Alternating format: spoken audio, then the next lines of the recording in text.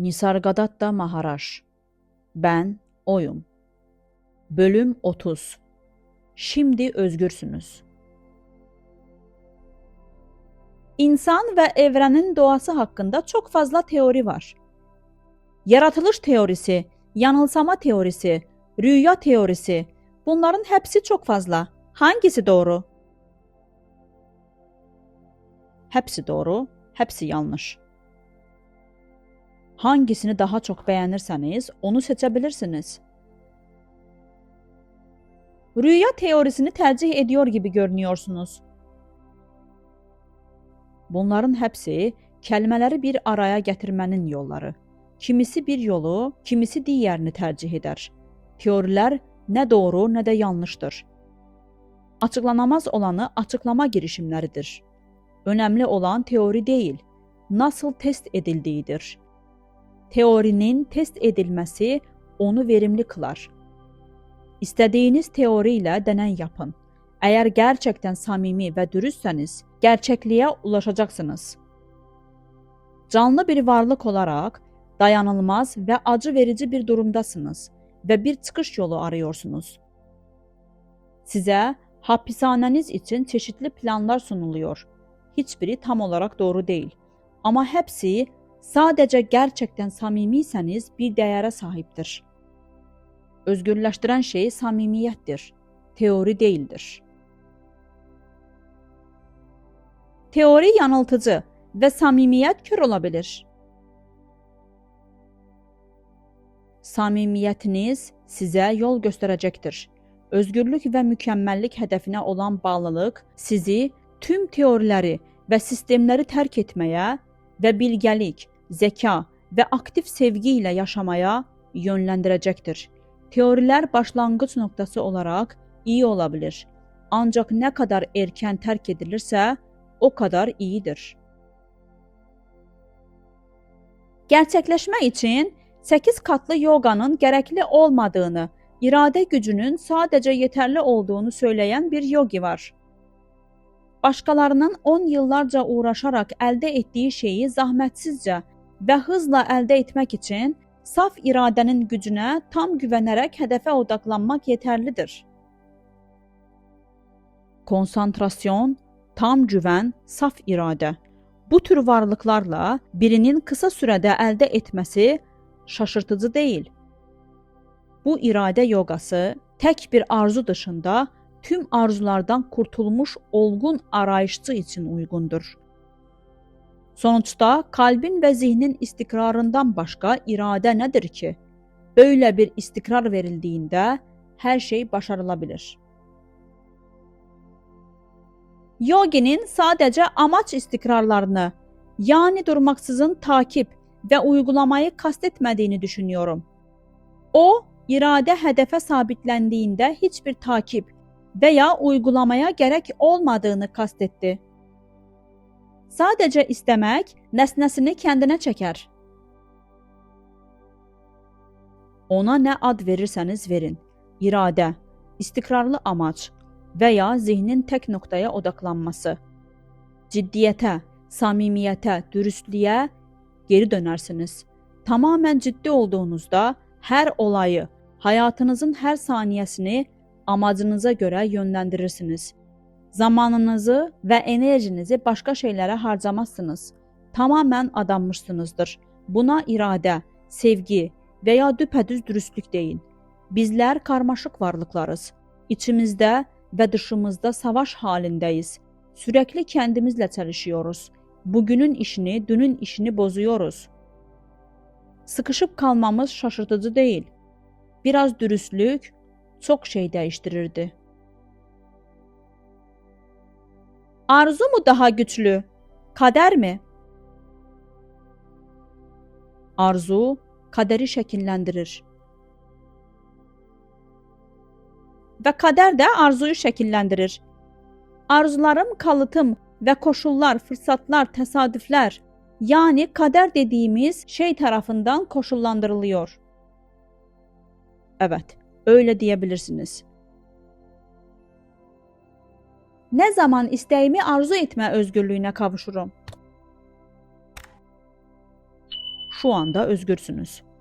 Neyi arzu etmek istiyorsanız onu arzulayın. Əlbəttə, arzu etmə özgürlüyünə sahibim. Ancaq arzuma görə hərəkət etmə özgürlüyünə sahib değilim. Digər dürtülər bəni yoldan çıxaracaq. Arzum onayımı alsa belə yetərincə güclü deyil. Onaylamadığım digər arzular daha güclü. Bəlkə də kəndinizi kandırıyorsunuzdur.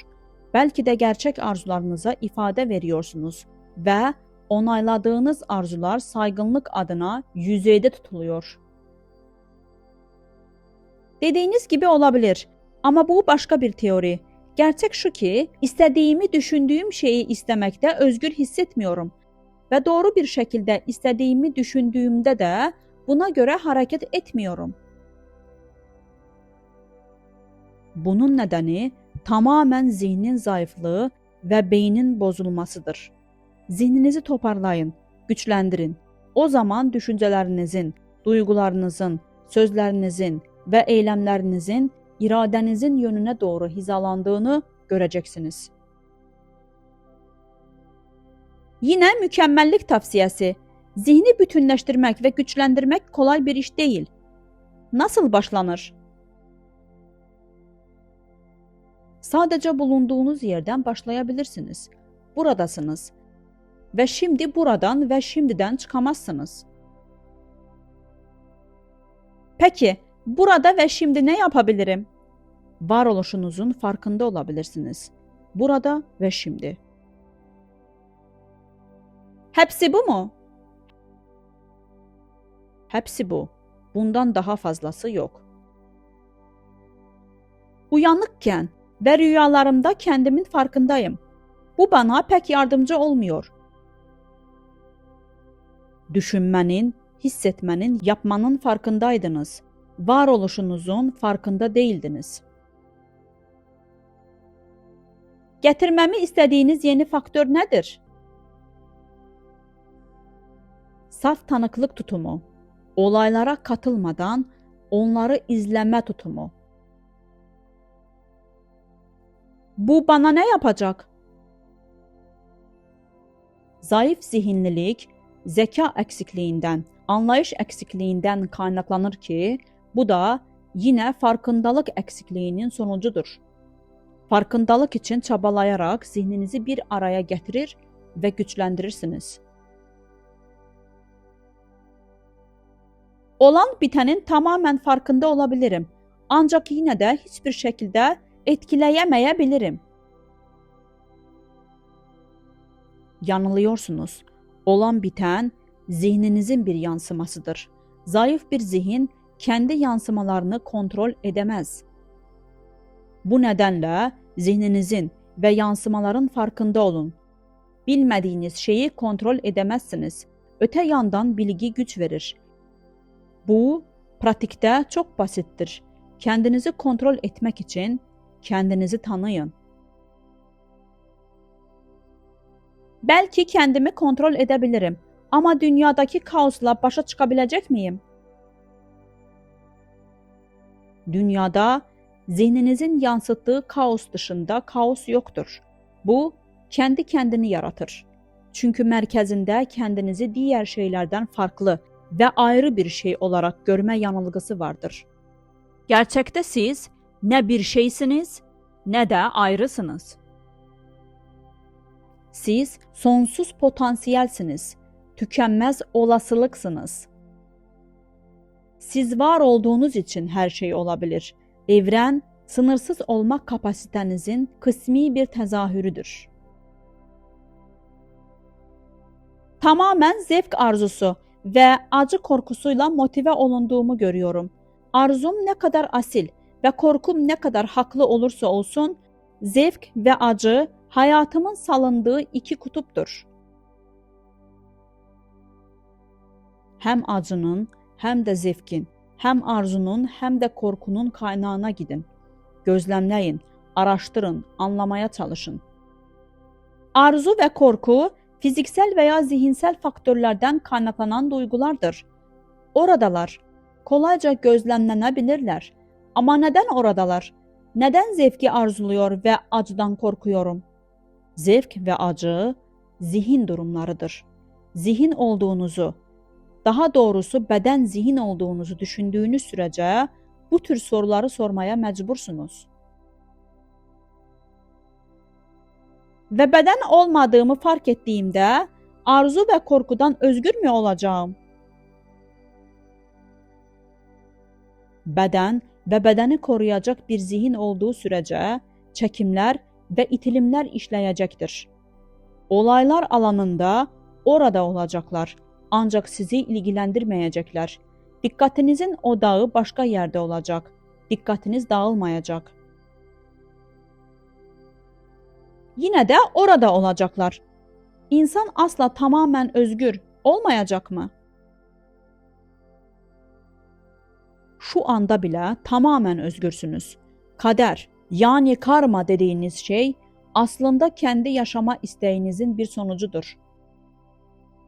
Bu isteğin ne kadar güçlü olduğunu ölümün evrensel dehşetinden anlayabilirsiniz. İnsanlar sıklıkla isteyerek ölürler. Bu sadece alternatifin ölümden daha kötü olduğu halinde böyle oluyor. Ama bu ölüme hazır olma hali yaşama isteğiyle aynı kaynaktan, hatta yaşamın kendisinden bile daha derin bir kaynaktan gelir. Yaşayan bir varlık olmak nihai durum değildir. Ötesindedir. Ne varlık ne de yokluk. Ne yaşayan ne de yaşamayan çok daha harika bir şey vardır. Bu uzay ve zamanın sınırlamalarının ötesinde saf bir farkındalık halidir. Beden zihnin kişinin kendisi olduğu yanılsaması terk edildiğinde ölüm dehşetini kaybeder. Yaşamın bir parçası haline gelir. Son.